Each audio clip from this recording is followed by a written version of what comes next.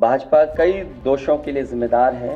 जाति के खिलाफ जाति, संप्रदाय के खिलाफ संप्रदाय लड़वाया, देश के लिए आगे बढ़कर लड़ने वालों की बहन बेटियों के लिए जानबूझकर अपने मंत्रियों से अपशब्द कहलवाए, भ्रष्ट जीएसटी से छोटे दुकानदार तक को मंदी का शिकार बना दिया, किसानों की जमीन हड़पनी चाहिए, अमीरों के अरबों के लोन माफ किए लेकिन किसानों के ऋण के लिए आत्महत्या के लिए मजबूर किया।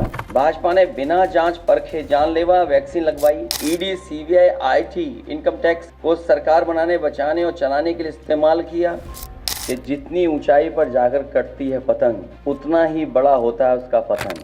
मैं प्रेस के साथियों का धन्यवाद देता हूं कि इतने सुबह बुलाने पर आप सभी यहां पर आए हैं। हालांकि चुनाव खत्म हो चुका है और बहुत सारे एग्जिट पोल तरह तरह की जानकारी दे रहे हैं। मैं आपके बीच में आपके माध्यम से कुछ बातें रखना चाहता हूं। मैं शुरुआत करता हूं कि जितनी ऊंचाई पर जाकर कटती है पतंग, उतना ही बड़ा होता है उसका पतन। भाजपा कई दोषों के लिए जिम्मेदार है। सामाजिक रूप से भाजपा ने देश में सौहार्द बिगाड़ा, भाईचारा खत्म किया, जाति के खिलाफ जाति, संप्रदाय के खिलाफ संप्रदाय लड़वाया, संविधान द्वारा दिए गए आरक्षण को साजिशन खत्म करने के लिए बेरोजगारों से छल किया, पेपर लीक कराए, देश के लिए आगे बढ़कर लड़ने वालों की बहन बेटियों के लिए जानबूझकर अपने मंत्रियों से अपशब्द कहलवाए, बढ़ाए, मणिपुर हाथरस महिला पहलवान, पिछड़े दलित, अल्पसंख्यक व आदिवासियों पर अत्याचार और सबसे खराब व्यवहार किए जाने के लिए रिकॉर्ड बना। आर्थिक रूप से इलेक्टोरल बॉन्ड का ऐतिहासिक भ्रष्टाचार किया।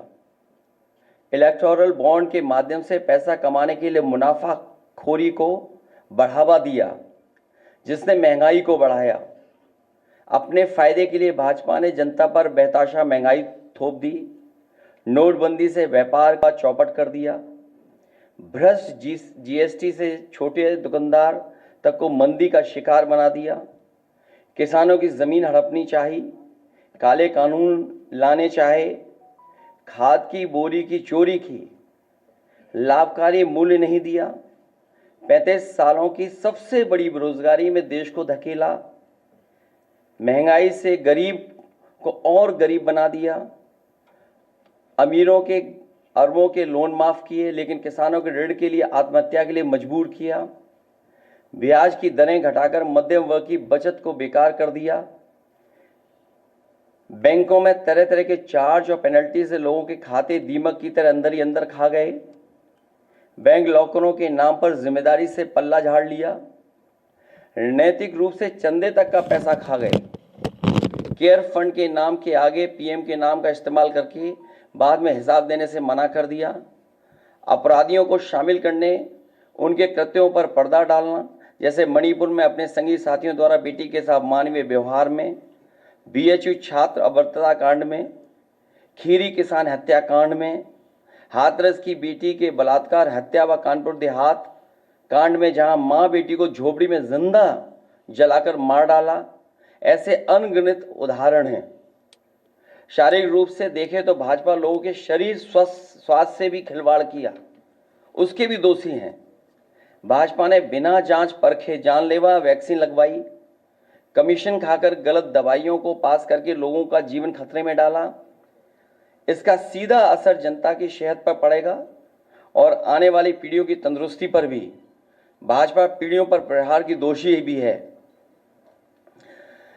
मनोवैज्ञानिक रूप से लोगों के दिल और दिमाग में जानलेवा वैक्सीन लगवाने के बाद बीमार होने पर डर बैठा दिया, महिलाओं के अंदर असुरक्षा का भाव घर कर गया, युवा अनएम्प्लॉयमेंट या अंडर एम्प्लॉयमेंट से डिप्रेशन का शिकार हुआ। राजनीतिक रूप से चंडीगढ़ के मेयर चुनाव में कैमरे के सामने धांधली की, चुनी हुई सरकारें गिराईं, खरीद फरोख्त का नकारात्मक सियासत को जायज ठहराया। पारिवारिक रूप से राजनीतिक फायदे के लिए परिवारों को लड़वा दिया। भाई के खिलाफ भाई को। मानसिक रूप से भाजपा ने अपने ही समर्थकों को हिंसक बनाया।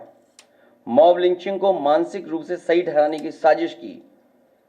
आपराधिक रूप से ऐसे लोगों को मंत्री पद दिया और बनाए भी रखा जिन्होंने किसानों की हत्या की, जो महिलाओं पर अत्याचार शोषण के दोषी हैं। न्यायालय तक में अपने लोग पिछले दरवाजे से सेट किए। न्यायाधीशों से खुलकर एक विचारधारा विशेष के लिए बयान दिलवाए। न्यायाधीशों को राजनीतिक पदों पर लालच देकर कानून तक को अपनी भ्रष्ट सोच से यही काम यूनिवर्सिटी, कॉलेज, स्कूलों में किया।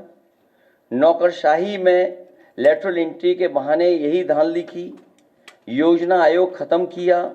ED, CBI, IT, income tax को सरकार बनाने, बचाने और चलाने के लिए इस्तेमाल किया। झूठे आंकड़ों से देश और दुनिया को छला, जिससे अंतर्राष्ट्रीय स्तर पर भारत को विकासशील देशों की। भाजपा ने इन्हीं सब कारणों से देशवासियों की जिंदगी को खतरे में डाल दिया। भाजपा का झूठा राष्ट्रवाद, चीन की घुसपैठ से रजांगला मेमोरियल जैसे शहीदों के बलिदान का स्मारक तक नहीं बचा पाए। भाजपा की भ्रष्ट नीतियां बीते कल के लिए नहीं बल्कि भविष्य में भी देश की रक्षा के लिए असमर्थ व अक्षम है। इसलिए जनता इस बार गांधी जी को याद करते हुए करो या मरो की तरह आंदोलित हो गई है। से देश नकारात्मक ताकतों से आजाद होने जा रहा है।